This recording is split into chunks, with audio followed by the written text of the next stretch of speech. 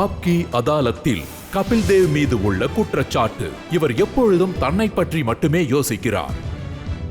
Kapil sir, அதாவது cricket stars, அவங்கள பத்தி சொல்லணும்னா முக்கியமா இன்னைக்கு அசாருதீனை பத்தி பேச இருக்கிறோம். அதாவது மேட்ச் ஃபிக்சிங்ல உங்களுடைய பேரும் இருந்தது, அசார் பேரும் இருந்தது, அஜய் ஜடேஜா பேரும் இருந்தது. உங்களுக்கு சிபிஐ கிட்ட இருந்து கிளீன் ஷீட் கிடைச்சிருச்சு, கிரிக்கெட் போர்டுல இருந்தும் கிடைச்சிருச்சு.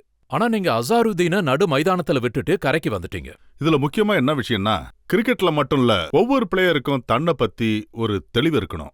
எதுல நின்னு வெளிப்படையா பேசணும். தவறு நடந்திருந்தா அத தயங்காம ஒத்துக்கணும். எனக்கு அப்ப என்ன தோணுச்சுன்னா, ஒண்ணு மட்டும் தெரியும். அசர் இந்தியாவுக்கு செய்த விஷயங்களா இருக்கட்டும், அத வேற எந்த பிளேயரும் செஞ்சதில்லைன்னு தான் சொல்லணும். யாரும் அப்படி ஒரு குற்றத்தை செஞ்சிருப்பாங்கன்னு நம்மளால வியூகம் மட்டும்தான் கணிக்க முடியும், யோசிக்க முடியும். மக்கள் ஏதாவது சொல்லுவாங்க.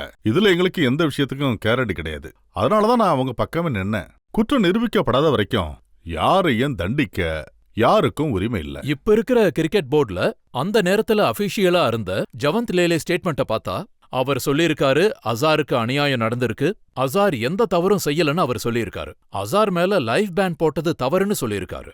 எனக்கு சிரிப்பும் வருது, கூடவே கோபமும் வருது. அதாவது ஒரு மனிதனோட வாழ்க்கையை நாசமாகும் போது இன்னைக்கு இவ்வளவு வருஷம் கழிச்சு ரொம்ப கூலா அவர் எந்த தவறும் செய்யலன்னு சொல்றீங்க.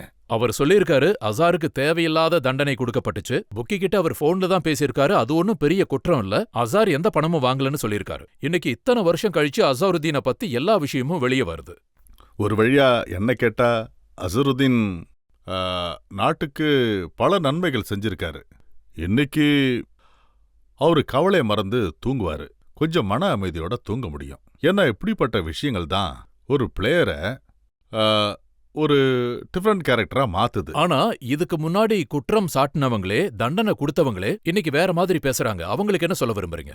என்ன சொல்ல முடியும்? அவங்க முகத்தை கண்ணாடியில போய் பார்த்து நான் என்ன தப்பு செஞ்சிருக்கேன்னு கேட்கணும். வேற என்ன சொல்ல முடியும்? இப்ப அசாருதீனுக்கு நீங்க எப்படி ஆதரவு கொடுப்பீங்க?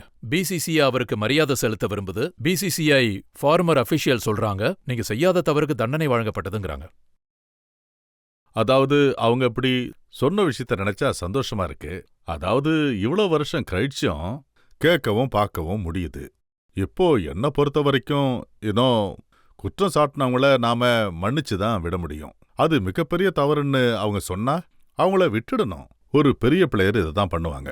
கபில், சில கிரிக்கெட்டர்ஸ் கிட்ட இருந்து பல குற்றச்சாட்டுகள் எழுந்திருக்கு. அதாவது கபில் எங்களுக்கு துணையா நிக்கல, ஜடேஜாவுக்காகவும் அசாருக்காகவும் கபில் அவங்க பக்கம் நிப்பாருன்னு நாங்க நம்பணும். அவங்க ரொம்ப சுலபமா சொல்லிடுறாங்க, நான் அசருதீனுக்கு துணையா நிக்கல அப்படின்னு, இல்லன்னா அஜய் ஜடேஜாவுக்கு துணையா நிக்கலன்னு.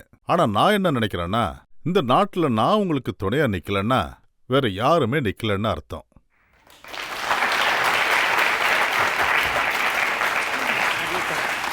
அதாவது அவங்க ரெண்டு பேரும் இத சொல்றாங்கன்னா எனக்கு இன்னைக்கு ரொம்ப பெரிய அவமானமா தோணுது.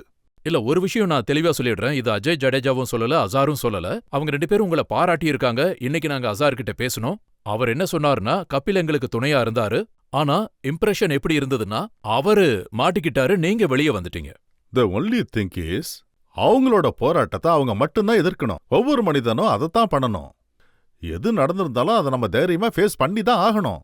ஒருவேளை யாராவது என் மேல குற்றம் சுமத்திருக்காங்கன்னு தோணுச்சுன்னா நான் ஒரு லெவல் வரைக்கும் தான் மத்தவங்களுடைய ஆதரவை எதிர்பார்க்க முடியும். ஏன் கூட எனக்காக பேசுங்க. ஒரு கட்டத்துல நாமளே தைரியமா நின்னு அதெல்லாம் பேசணும். இதுதான் நடந்துருச்சு அப்படின்னு சொல்லணும். அப்படி எதுவும் பேசாம அமைதியா இருந்தா, நான் அசாருக்கு அடிக்கடி சொல்றதே இதுதான், அஜய்க்கும் சொல்லுவேன், நாம எந்த தப்பு செய்யலன்னா எதுக்காக நாம மத்தவங்களை பார்த்து பயப்படணும்? தைரியமா போராடணும். நம்ம திருடலன்னா யாராவனாலும் எதிர்த்து நம்ம போராடலாம். இதுதான் என்னோட ஒப்பீனியன், இது என்னோட ஸ்டைல், இதுதான் என்னோட யோசனை. நான் இதுதான் சொல்ல முயற்சி பண்ணிக்கிட்டே இருந்தேன். ஒருவேளை என்னோட யோசனை மத்தவங்களுக்கு பிடிக்கலன்னா அதுக்கான அர்த்தம் நான் அவங்களுக்கு ஆதரவா இல்லைன்னு அர்த்தம் இல்ல அவங்களுக்கு நான் சஜஷன் கொடுக்கலன்னு இல்ல. இதத்தான் நான் அவர் சொல்றது என்னன்னா, கபில் தேவ் மாதிரி அவ்வளவு தெளிவா பேசவும் அவ்வளவு உறுதியா பேசக்கூடிய ஆள் நான் இல்ல, அப்படி எனக்கு பேசவும் வராது அப்படின்னு அசாருதீன் சொல்லியிருக்காரு. எனக்கும் அப்ப நிறைய பேர் சொல்லுவாங்க கபில் தேவுக்கு சரியா பேச வராது அப்படின்னு. ஆனா நம்ம மேல அப்படி ஒரு குற்றச்சாட்டு வந்தது அப்படின்னா அந்த குரல் உள்ளுக்குள்ள இருந்து அப்படியே தன்னால வெளியில வரும். எந்த முயற்சியும் தேவையில்ல. அந்த சொல், அந்த வார்த்தைகள் தன்னால அப்படியே பிச்சுக்கிட்டு வெளியில வரும். அது ரொம்ப வலிமையா வெளியில வரும் நம்ம உண்மையா இருந்தா. அதோட எல்லா பிளேயர்ஸும் பேச தெரிஞ்சவங்க இல்லைங்கிறத நான் ஒத்துக்கிறேன். ஆனா நாம யார பத்தியாவது பேசுறோம்னா அவங்களுடைய குரல், சொந்தமா இருக்கணுங்கிறது ரொம்ப இம்பார்ட்டன்ட். அவர் என்ன நினைக்கிறாருன்னா, ஹர்ஷல் கிப்ஸ் மாதிரி பிளேயர்ஸ போலீஸ் அழைச்சப்போ அவங்க ஒத்துக்கிட்டாங்க புக்கீஸ் கிட்ட பேசணும்னு. எல்லா குற்றச்சாட்டுகளையும் ஹன்சிக்ரோனியா மேல சுமத்திட்டாங்க. ஆனா அங்க யாருக்கும் இப்படிப்பட்ட தண்டனை கிடைக்கல. அவங்க இப்பவும் விளையாடிட்டு தான் இருக்காங்க. ஐ திங்க் இது நம்ம கிரிக்கெட் போர்டுக்கு உரிய ஒரு விஷயம். நம்ம கிரிக்கெட் போர்டு சொன்னது ஐ திங்க் அவங்கள ரிசல்ட் வர்றதுக்கு முன்னாடியே மீடியா அவங்கள குற்றவாளியா மாத்திருச்சு. பாக்கி மீதி இருந்தத கிரிக்கெட் போர்டு குற்றவாளி ஆக்கிட்டாங்க. கபில், ஐசிசில இருக்கிறவங்க, அதாவது ஏசியன் கிரிக்கெட்டர் மேல இந்தியன் கிரிக்கெட்டர்ஸ் மேல கோவமா இருக்கிறதா தோணலையா? ஷேன் வார்ன் மேல சுமத்தப்பட்ட குற்றங்கள், செக்ஸ் ஸ்கேண்டல் குற்றம் சாட்டப்பட்டாரு, மேட்ச் ஃபிக்சிங் குற்றம், டோப்பிங் மாதிரியான குற்றச்சாட்டுகள், இப்படி பல குற்றச்சாட்டுகள் இருந்தாலும் அவரை யாரும் வெளியேத்தலையே. ஐ திங்க் ஒவ்வொரு நாட்டுக்கு கிரிக்கெட் போர்டுக்கு சம்பந்தப்பட்ட ஒரு விஷயம்தான். நம்ம கல்ச்சர் ஒரு விதமா சொல்லுது, ஆஸ்திரேலியன் கல்ச்சர் வேற விதமா சொல்லுது.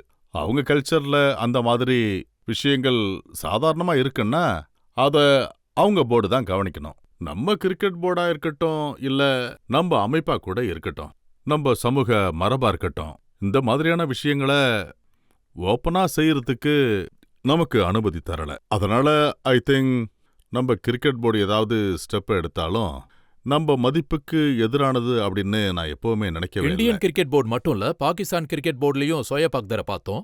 அவரு முகத்தை மறைச்சுக்கிட்டு கண்கள்ல கண்ணீரோட இந்தியாவை விட்டு வெளியில போனாரு. ஐ திங்க் சோயப் அக்தர் ஒரு மிகப்பெரிய போலர்னே சொல்லலாம். பாகிஸ்தான் உலக நாடுகள்லாம் ஒரு மிகப்பெரிய போலர்னே பேர் எடுத்திருக்காரு. ஆனா இப்படிப்பட்ட விஷயங்கள் நடந்தா ஒரு கிரிக்கெட்டரா நமக்கே ஒரு சங்கடமாவும் வெக்கமாவும் தோணுது. இப்படி எல்லாம் நடக்க கூடாதுன்னு. நீங்க நம்புறீங்களா சோயப் அக்தர் நான் எந்த குற்றமும் செய்யல, எந்த டோப்பிங்லயும் ஈடுபடலன்னு சொல்றது? நான் ஒரு மேல எந்த ஒரு குற்றத்தையும் சுமத்தல. நான் அவருக்கு எந்த ஒரு கிளாரிட்டியும் கொடுக்கல. ஐ திங்க் இது ஐசிசியும் அல்லது அவங்க போர்டும் அவங்களும் முடிவெடுக்க வேண்டிய விஷயம். அவருக்கு தண்டனை கொடுக்கறதுக்கு எனக்கு என்ன தகுதி இருக்கு?